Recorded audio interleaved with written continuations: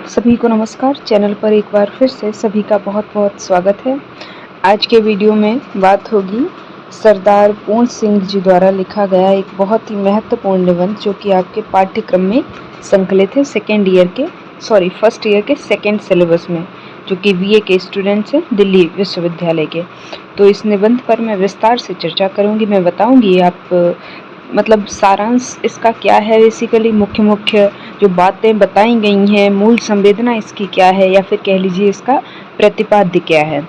तो उस दृष्टि से ये महत्वपूर्ण बन जाता है आपके लिए निबंध बहुत ही ज़्यादा।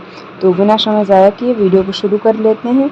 मैं आपको बता दूं कि मैंने श्री आचार्य रामचंद्र शुक्ल जी द्वारा लिखा गया महत्वपूर्ण निबंध करुणा, जो कि आपके पाठ्यक्रम में ही संकलित है, उस पर मैंने बहुत ही बेहतरीन वीडियो रिटन नोट्स के साथ में, यानी आपको उसमें नोट्स भी प्रोवाइड किए गए हैं मेरे द्वारा लिखे गए, जो कि मैंने टाइप कर दिए हैं ताकि आपको किसी भी तरह की समझने में कोई दिक्कत ना हो। तो वो भी आपको वहाँ मिलेंगे, यहाँ पे भी आपको मिलने वाले हैं नोट्स। तो वीडियो में एंड तक बने रहें और आपकी सारी क्वेरीज रिजॉल्व हो जाएंगी। चलिए शुरू कर लेते हैं। सबसे पहले इनके जन्म पर बात करते हैं। किसके? सरदार पूर्ण सिंह जी के जन्म पर बात करते हैं। तो इनका जन्म 16 जनवरी 1881 में पाकिस्तान में हुआ था। पाकिस्तान में इसलिए मैं कह रही हूँ क्योंकि अभी जब डिवीज़न हो गया है इंडिया और पाकिस्तान का, तब उस हिसाब से ये पाकिस्तान में इनका जन्म हुआ। नहीं तो जब डिवीज़न नहीं हुआ था तब का जो इंडिया था, जिसमें पाकिस्तान इंक्लूडेड था, जब डिवीज़न नहीं हुआ था तब उस हिसाब से देखेंगे तो इंडिया में ही इनका जन्म हुआ था। आगे बढ़ते हैं। इनके कुल 5 निबंध हैं, तो वो याद करना भी इजी ही हो जाता है, जिनमें से एक तो है आचरण की सभ्यता, जिस पर आज हम बात करेंगे। एक है नैनो की भाषा, अगला है पवित्रता और मजदूरी और प्रेम। ये भी एक समय में बीए हिंदी ऑनर्स के सिलेबस में लगा हुआ था। और अगला आता है सच्ची वीरता। ये इनके कुल 5 निबंध हैं, जिनमें से आचरण की सभ्यता पर हम बात करेंगे। और इनकी मृत्यु जो है सरदार पूर्ण सिंह जी की 31 मार्च 1931 को इनकी मृत्यु हुई है। अब बात करते हैं शीर्षक की सार्थकता पर। तो आचरण की सभ्यता, जब हम इसका शीर्षक पढ़ते हैं तो कहीं ना कहीं हमें समझ आता है कि निबंध में आचरण को लेकर, यानी मानव के जो व्यवहार है, मनुष्य का जो व्यवहार है दूसरों के प्रति, वो सभ्यतापूर्ण होना चाहिए। कहीं ना कहीं इस बारे में बात इस निबंध में की गई होगी, जो कि बात बिल्कुल ठीक है। तो आगे पढ़ लेते हैं और समझ लेते हैं। यहाँ मैंने शीर्षक की सार्थकता पर बात कर ली है। बढ़ते हैं आगे। इस निबंध में सहज, प्राकृतिक, शुद्ध आचरण पर बल दिया गया है। यानी एक आचरण में आपके शुद्धता होनी चाहिए, नैसर्गिकता होनी चाहिए, बनावट नहीं होनी चाहिए, दिखावा नहीं होना चाहिए। तो इस निबंध में सहज, प्राकृतिक, शुद्ध आचरण पर बल दिया गया है। अब यहाँ पर मैंने डिफाइन किया है कि आचरण और व्यवहार में क्या फर्क होता है। तो आचरण का मतलब उस क्रियाकलाप से है, उस एक्टिविटी से है और उस मनोवृत्ति से है जो हम अपने प्रति अपनाते हैं। ठीक है, अगला अपने प्रति अपनाते हैं। आगे बढ़े तो व्यवहार क्या है? व्यवहार वह है जो हम किसी दूसरे के प्रति करते हैं। समझ पा रहे होंगे आप अभी। निबंधकार यानी कि सरदार पूर्ण सिंह ने तरह तरह के उद्धरणों के माध्यम से यह सिद्ध किया है कि श्रेष्ठ आचरण ही सबसे बड़ी सभ्यता है। और यदि हम सच्चे अर्थों में मनुष्यत्व यानी मानवता है, हमारे अंदर मानवता का तत्व मौजूद है, उसे प्राप्त हम करते हैं, तो अपने आवरण को श्रेष्ठ, सुंदर और दूसरों के लिए अनुकरणीय बनाना होगा। तभी हम सही मायनों में एक मनुष्य कहलाएंगे। मानवता हमारे अंदर व्याप्त है, ये बात तभी सिद्ध होगी, ना कि हम किसी के प्रति बैर भाव रख रहे हैं, हमारा आचरण भी अच्छा नहीं है, हम जिससे मिलते हैं हमारे मन में बहुत ही उसके प्रति वैमनस्य है, तो ये चीज़ें जो हैं आचरण नहीं कहलाएंगी। सच्चा आचरण वही होता है जब आप दूसरे के प्रति मानवता रखें। आदि चीज़ें जो हैं सरदार पूर्ण सिंह जी कहीं ना कहीं बताते हुए नजर आते हैं। आगे बढ़ें तो मनुष्य के जीवन में विद्या, ज्ञान, कला, कविता, साहित्य, धन, राजत्व, ये सब कुछ बहुत मायने रखता है। लेकिन इनसे भी ऊपर एक चीज़ है। ये जो जितनी चीज़ें हैं, आप कला सीखते हैं, ज्ञान अर्जन करते हैं, धन कमाते हैं, कोई नौकरी करते हैं, ये सब महत्वपूर्ण, ये चीज़ एक्सेप्ट कर रहे हैं। कौन? सरदार पूर्ण सिंह जी। वो इन चीज़ों से बिल्कुल भी डिनाई नहीं कर रहे हैं कि ये सब चीज़ें जो हैं ज़रूरी नहीं है ज़िंदगी में। ज़ाहिर सी बात है, एक जीवन शैली, व्यक्ति को अगर अच्छी जीवन शैली चाहिए तो उसे इन सब चीज़ों की ज़रूरत पड़ती है। लेकिन इनसे ऊपर एक चीज़ है, वो क्या है? वो है आपका आचरण। और आचरण कैसा? सभ्यतापूर्ण आचरण, शुद्धतापूर्ण आचरण, यानी शुद्ध आचरण या सभ्य आचरण, जो कि आपको एक अच्छा इंसान बनाता है। तो जो जीवन की मूलभूत ज़रूरतें हैं वो तो महत्वपूर्ण हैं ही, साथ ही साथ आपका जो आचरण है वो इन सब से कई गुना ऊपर उसका स्थान है। तो अब आपको अपने आचरण को पहले अच्छा बनाना है, सभ्य बनाना है। ये आचरण मनुष्य जीवन में सर्वोपरि है। ये बात सरदार पूर्ण सिंह जी कहते हैं। इस आचरण की एक विशेषता है, यह सदा शांत व मौन रहता है। यहाँ मौन रहने से लेखक का मतलब यह कुछ न कहते हुए भी अपनी खामोशी से, अपनी शांति से बहुत कुछ कह जाती है। यानी ये कह रहे हैं कि आचरण मौन होता है, यानी ये किसी को ऐसा नहीं है दिखाई, आपको किसी को शो ऑफ करना पड़े। ये जब आप किसी से बात कर रहे हैं या किसी के प्रति आपका क्या व्यवहार है, उन सब चीज़ों से ये आचरण जो है कहीं ना कहीं प्रकट हो जाता है। यानी ये आपको बताने की ज़रूरत नहीं पड़ती है। ये मौन है लेकिन फिर भी कहीं ना कहीं खामोशी से, शांति से कुछ ना कुछ प्रकट कर ही देता है, आपके व्यक्तित्व को कहीं ना कहीं सामने ला ही देता है लोगों को। सदाचरण वाले व्यक्ति को उनके व्याख्यान में यानी बातचीत में, उनकी वाणी में, उनके हाव भाव में, उनके आचरण का प्रतिबिंब यानी परछाई दिखाई देती है। केवल बोलना ही नहीं, उनके गीत, उनके संगीत के भीतर भी सदाचरण दिखाई देते हैं। उनके मुख से निकले एक एक स्वर, एक एक बोल मिठास से भरे रहते हैं। किससे? जो सभ्य आचरण वाला व्यक्ति होता है। नम्रता, दया, प्रेम, उदारता, ये सब के सब समय समय पर चुपचाप प्रवाहित होते रहते हैं, बहते रहते हैं, या फिर यूं कहें निकलते रहते हैं। ये मौन व्याख्यान अत्यधिक प्रभावी व चिरस्थायी होते हैं, इसलिए हमारे हृदय पर कहीं ना कहीं अमिट छाप छोड़ देते हैं और इनसे विश्व का कल्याण भी होता है। ये चीज़ें आप समझ पा रहे होंगे क्योंकि बहुत ही सरल भाषा में मैंने यहाँ पर आपके समक्ष चीज़ें रखने की कोशिश की है। ऐसे मनुष्य जहाँ भी होते हैं, कैसे मनुष्य? शुद्ध आचरण वाले, सभ्य आचरण वाले जहाँ भी होते हैं, इनकी उपस्थिति से ही मन व हृदय बदल जाता है। जाहिर सी बात है, आपके सामने कोई ऐसा व्यक्ति है जो हमेशा छल कपट, दूसरों का बुरा चाहता है, बदला निकालना चाहता है, वैमनस्य से भरा हुआ है, तो वो व्यक्ति पूरे उस एनवायरनमेंट को कहीं ना कहीं खराब कर देता है। कहते नहीं है एक मुहावरा, एक मछली सारे तालाब को गंदा करती, वही हाल होता है। वही अगर एक व्यक्ति अच्छे आचरण वाला आपको मिल जाए तो आपका जीवन एक तरीके से सार्थक हो जाता है। जीवन साथी अगर आपको शुद्ध आचरण, अच्छे आचरण वाला मिल जाए तो आपका जीवन सफल हो जाएगा, सार्थक हो जाएगा। वहीं अगर कोई ऐसा व्यक्ति किसी पर्यावरण में आ जाए, किसी एनवायरनमेंट में आ जाए जो छल कपट आदि से भरा हुआ है, जितनी नेगेटिविटी है सारी उसके अंदर भरी हुई है, तो वो पूरे एनवायरनमेंट को खराब करता है। और साथ ही साथ जो कोई अच्छे आचरण वाला व्यक्ति भी वहाँ पर मौजूद होगा वो भी कहीं ना कहीं दुखी हो जाता है। तो आगे बढ़े तो सभ्य आचरण एक ऐसा अमृत है जिसके संपर्क मात्र से ही कटुता, विरोध, शत्रुता पिघल कर बह जाती है। बिल्कुल ये बात सही है। आगे बढ़े तो अच्छे सभ्य आचरण वाले मनुष्य के नेत्र के एक बूंद से, एक बूंद आंसू के सारे जगत के नेत्र भीग जाते हैं। ऐसे व्यक्ति के संपर्क में आने से हमारे जीवन में परिवर्तन आने लगता है। हमें सूर्य, जल, वायु, पुष्प, पत्थर, घास, जितनी भी प्राकृतिक चीज़ें हैं में एक सुंदर शांत मूर्ति के दर्शन होने लगते हैं। आगे बढ़े तो लेखक ने मौन रूपी व्याख्यान के 3 गुण बताए हैं। कौन कौन से? पहला तो है बलवती, दूसरा है अर्थवती, तीसरा है प्रभावती। आगे इन पर हम बात कर लेते हैं। ये मैंने आपको हाईलाइट भी कर दिया था कि आप जब अपने नोट्स प्रिपेयर करें तो आपको किसी भी तरह की कोई दिक्कत का सामना ना करना पड़े।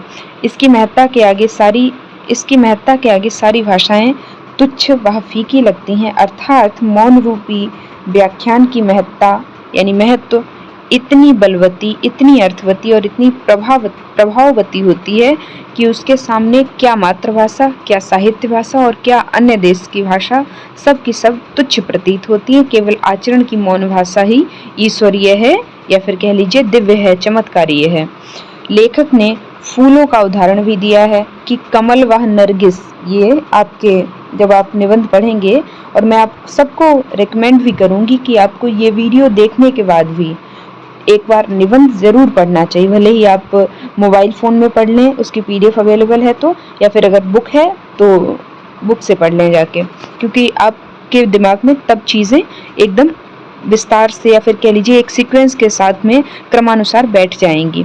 तो नरगिस और कमल के फूलों का उदाहरण देते हैं, या फिर किसी भी फूल को देखने वाले अपने नेत्र से पूछें कि बिना कुछ कहे पुष्प की सुंदरता में छुपा उसका मौन व्याख्यान, उसकी प्रभुता, उसकी शक्ति कितनी दिव्य और कितनी अलौकिक लगती है। आप ये चीज़ खुद ही अभी मन में एनालाइज करें, सोचें, तो आपको ये चीज़ समझ आएगी कि जब आप किसी फूल को देखते हैं, पुष्प को देखते हैं, कमल है या फिर गुलाब है, कोई भी पुष्प है, आप देख रहे होंगे कि कितना वो मौन है। ठीक है, वो कुछ कह नहीं रहा है हमसे, लेकिन न कहते हुए भी, मौन होकर भी कहीं ना कहीं वो बहुत कुछ हमसे कह रहा है।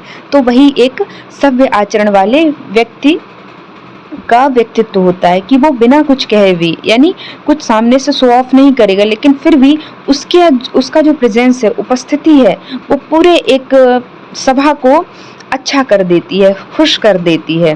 तो आगे बढ़ते हैं आगे। सच्चा आचरण प्रभावशील, अचल, स्थित, संयुक्त आचरण न तो साहित्य के लंबे व्याख्यानों में गढ़ा जा सकता है, लंबे व्याख्यानों से गढ़ा जा सकता है, और न कि श्रुतियों के मीठे उपदेश से, न अंजील से, और न कुरान से, न धर्म चर्चा से, और न केवल सत्संग से। अब ये बात कह रहे हैं, सच्चा आचरण इन सब चीज़ों से, सिर्फ और सिर्फ इन चीज़ों से नहीं गढ़ा जा सकता है कि अच्छे व्याख्यानों को आपने सुन लिया तो आप एक सच्चे आचरण वाले व्यक्ति हो गए, या आदि चीज़ें यहाँ पर बताएंगे, धर्म ग्रंथ, कुरान या फिर हिंदू धर्म के जो ग्रंथ आदि हैं वो सब। तो महर्षि वाल्मीकि इस संदर्भ में कहते हैं कि मनुष्य का आचरण ही यह बतलाता है कि वह कुलीन है या अकुलीन, कुलीन है या फिर अकुलीन है, वीर है या कायर है, पवित्र है अथवा अपवित्र है। ये चीज कहाँ से पता चलेगी? उस व्यक्ति के आचरण से। आगे बढ़े तो हिमालय पहाड़ को देखकर लेखक ने बताया कि इस पहाड़ को बनने में अनगिनत शताब्दियों का समय लग गया। इन शताब्दियों के परिश्रम से रेत के एक एक कण समुद्र के जल में डुबो कर क्षितिज रूपी हथौड़े से एक रूप देकर हमें इस हिमालय के दर्शन कराए। ठीक इसी प्रकार हमारा आचरण भी है। वो कैसे गढ़ता है? वो ऐसा नहीं है कि आपने मान लीजिए आप 20s क्रॉस कर चुके हैं, ठीक है, उसके बाद आप अच्छे व्याख्यान में जाते हैं, अच्छी किताबें पढ़ते हैं, तो सिर्फ और सिर्फ उन चीज़ों से ही आपका आचरण अच्छा नहीं हो सकता है। आचरण अच्छा बनाने में या अपने आचरण में सभ्यता लाने के लिए, सभ्य आचरण पाने में, ये जो बचपन से ही एक श्रेणी होती है, स्टेप बाय स्टेप चीज़ें जो हैं आगे बढ़ती हैं। सबसे पहले आपके माता पिता अच्छे संस्कार देने चाहिए आपको, जो आपके आसपास का माहौल है, सोसाइटी है, वो भी अच्छी होनी चाहिए, लोग अच्छे होने चाहिए। तो आप उन्हीं से चीज़ें कहीं ना कहीं सीखते हैं, वो सब चीज़ें जो आप देखते हैं बचपन में, क्योंकि बचपन में किसी भी बालक को कुछ भी ज्ञान नहीं होता, वो अबोध बालक है। वो जो देखेगा उन्हीं चीज़ों का रिफ्लेक्शन उसके ऊपर कहीं ना कहीं इन फ्यूचर दिखाई देगा। तो ये पूरी एक श्रेणी है जो व्यक्ति के आचरण को कहीं ना कहीं आकार देने का काम करती है। लेखक का दर्द तब स्पष्ट दिखाई देता है जब वो कहते हैं कि पृथ्वी बन गई, सूर्य बन गया, तारागण आकाश में दौड़ने लगे, किंतु अभी तक मनुष्य के आचरण के सुंदर रूप के दर्शन नहीं हो पाए। यहाँ यह भी नहीं कहा जा सकता कि आचरण की सभ्यता संसार में है ही नहीं, क्योंकि कहीं कहीं उसकी सुंदर छटा दिखाई भी देती है। जाहिर सी बात है, सभी लोग बुरे नहीं हैं। ये चीज़ हम भी कहीं ना कहीं किसी ऐसे व्यक्ति से ज़रूर मिले होंगे, आप लोग भी, जहाँ वो व्यक्ति का आचरण जो है, हमें उसका आचरण बहुत पसंद आया होगा कि ऐसा किसी व्यक्ति को होना चाहिए, हमें वो व्यक्ति आदर्शवादी लगा होगा, आइडियल लगा होगा वो। यदि कोई चाहे कि चारों वेद व पुराण सारे शास्त्रों को पढ़कर पचा ले, तब भी आदर्श आचरण की प्राप्ति नहीं हो सकती, क्योंकि कारण दे रहे हैं अब। सदाचरण तर्क वितर्क से अलग है। शब्द हमारी वाणी को एक लय देते हैं, किंतु ये शब्द किसी के आचरण की गुप्त गुहा में प्रवेश नहीं कर सकते। लेखक का यह मानना कितना सत्य है कि यदि वेद पुराण में हमारी आस्था है, तो आज इतने काल बीत जाने के बाद भी संपूर्ण जगत के भिन्न भिन्न जातियों को संस्कृत भाषा ने तो बुलवा, संस्कृत भाषा न तो बुलवा सका, न समझा सका और ना ही सिखा सका। ये बात हो भी कैसे सकती है। अब देखिए ये बात यहाँ पर समझ आ रही है आपको कि अगर आप अभी यहाँ पर आपका अगर ये तर्क हो कि जो हमारे धर्म पुराण ग्रंथ आदि हैं, वेद पुराण हैं, वेद हैं, जो उपनिषद आदि हैं, वो व्यक्ति पढ़ लेने से सभ्य आचरण प्राप्त कर लेगा, तो आप सरदार पूर्ण सिंह जी के इस प्रश्न का जवाब जरूर सोचिएगा कि अगर ऐसा होता कि आपने एक उम्र पर पहुंचने के बाद आपने ये सारे वेद पुराण पढ़ लिए तो आप सभ्य आचरण को प्राप्त कर गए, तो फिर आप ये बताइए कि अगर आपने वेद पुराण पढ़े हैं तो आप अभी तक संस्कृत क्यों नहीं सीख पाए। एक जब आप महज भाषा को नहीं सीख पा रहे हैं वेद पुराण पढ़ने से, तो फिर आप उनसे आज सभ्यता भरे आचरणों को कैसे ले सकते हैं, यानी अपने आचरण को सभ्य कैसे ही बना सकते हैं। ये तर्क कौन दे रहे हैं? सरदार पूर्ण सिंह जी दे रहे हैं। आगे बढ़े तो यदि प्रश्न ये उठाया जाए कि व्याख्यानों यानी अच्छे जो सेशंस होते हैं, स्पीकर सेशन, उनके द्वारा, उपदेशों के द्वारा या धर्म चर्चाओं के द्वारा कितने पुरुष व नारियों के हृदय पर जीवन व्यापी प्रभाव पड़ता है या पड़ा है, तो उत्तर यही होगा कि प्रभाव शब्द का नहीं पड़ता, प्रभाव हमेशा सभ्य आचरण का पड़ता है। तो यहाँ पर कहीं ना कहीं विरोधाभास दिख रहा है सरदार पूर्ण सिंह जी के तर्कों में कि वो एक तरफ ये बता रहे हैं कि अगर आप ये मानते हैं कि व्याख्यानों के द्वारा या उपदेशों के द्वारा या फिर श्रुतियों के द्वारा व्यक्ति का आचरण अच्छा बन जाता है, या फिर आप ये तर्क दें कि कई लोग ऐसे भी हैं जिनके आचरण पर अच्छा प्रभाव पड़ा है व्याख्यान आदि सुनने से, अच्छी स्पीकर सेशंस में जाने से या फिर धर्म चर्चाओं आदि से, तो फिर इसके पीछे कारण देते हैं कौन? इसके पीछे कारण दे रहे हैं सरदार पूर्ण सिंह जी कि वहां पर भी शब्दों का प्रभाव नहीं पड़ता है, वो प्रभाव पड़ता है सभ्य आचरण का। ठीक है, जैसे कोई व्यक्ति जो एज अ स्पीकर आपके समक्ष खड़ा बोल रहा है, प्रभाव पड़ेगा आप पर उसके आचरण का, है ना। साधारण उपदेश तो हर गिरजे, हर मस्जिद, हर मंदिर में दिए जाते हैं, किंतु उनका कोई प्रभाव हम पर नहीं पड़ता। जब हम पादरी, पुजारी और मुल्ला किसी को भी ईसा या महर्षि या वाल्मीकि या पैगंबर को, अर्थात हमारे आचरण से वह हमें साफ ईसा, महर्षि, वाल्मीकि, पैगंबर ही, महर्षि और ब्रह्म ऋषि पैगंबर ही दिखाई देते हैं। आगे बढ़े तो ये आप पढ़ लीजिएगा, मैं आपको यहाँ से पढ़ रही हूँ। यदि संसार के प्रत्येक व्यक्ति में यह सभ्यता आ गई तो समझिए विश्व में सर्वत्र प्रकाश ही प्रकाश का आगमन होगा। कौन सी सभ्यता? सभ्य आचरण की सभ्यता। आकाश से वेद ध्वनि का सुनाई देना, नर नारी का फूलों की तरह खिलना, मोर का घंटा यानी गजर का बजना, नारद की वीणा का झंकृत होना, ध्रुव के शंख का गूंजना, प्रहलाद का नृत्य होना, शिव का डमरू। तो इन सब चीजों की बात करते हुए नजर आते हैं सरदार पूर्ण सिंह जी। आगे बढ़े तो यह सभ्यता स्वयं अर्जन करने की है। यह मनुष्य के भीतर से उत्पन्न होती है। श्रेष्ठ आचरण, महान लक्ष्य एवं प्रबल इच्छा शक्ति का प्रभाव सूर्य की किरणों की तरह दूर दूर तक परिलक्षित होता है। यदि हमारा परिवार, हमारा समाज, हमारा देश, हमारी सोसाइटी और विश्व में सभ्य आचरण का प्रवेश हो जाए तो लेखक सरदार पूर्ण सिंह की यह श्रेष्ठ इच्छा अवश्य ही पूर्ण हो जाएगी। और आचार्य विनोबा भावे का यह कथन भी, क्या कथन है, मैंने हाईलाइट ऑलरेडी कर दिया है, जिसके ज्ञान का अपने आचरण में उतार लिया। इसको थोड़ा सा करेक्ट कर लीजिएगा। जिसने ज्ञान को अपने आचरण में उतार लिया उसने ईश्वर को ही मूर्तिमान कर लिया, नितांत सत्य होगा। जब हम सभ्य आचरण को अपने जीवन में कहीं ना कहीं उतार लेंगे, तो अगर आप कहेंगे तो मैं इस पीडीएफ आपको प्रोवाइड करा दूंगी डिस्क्रिप्शन बॉक्स में। और अगर आपको किसी भी तरह की डाउट या क्वेरी अभी भी रहती है तो आप मुझसे ज़रूर पूछें। और मैंने ऑलरेडी करुणा निबंध पर बहुत ही अच्छे से बेहतर नोट्स के साथ में एक वीडियो अपलोड कर दिया, जाकर ज़रूर देखें। ऐसे इन्फॉर्मेटिव वीडियोस आपको इस चैनल पर समय समय पर मिलते रहते हैं, तो मेक श्योर चैनल को सब्सक्राइब ज़रूर कर लें, वीडियो को लाइक करें, अपने दोस्तों के साथ में वीडियोस को शेयर करें, क्योंकि काफ़ी टाइम और मेहनत लगती है एक वीडियो को अपलोड करने में पूरा बना के। तो फिर आप वीडियो को लाइक भी करें, और किसी भी तरह का डाउट या क्वेरी रहती है तो आप मुझसे ज़रूर पूछें। आप मुझसे चाहें तो इंस्टाग्राम पे भी जुड़ सकते हैं, और वीडियो को यहीं पे एंड करते हैं। चैनल से ज़रूर जुड़ें, वीडियो को लाइक करें, चैनल को सब्सक्राइब करें। Thanks for watching this video.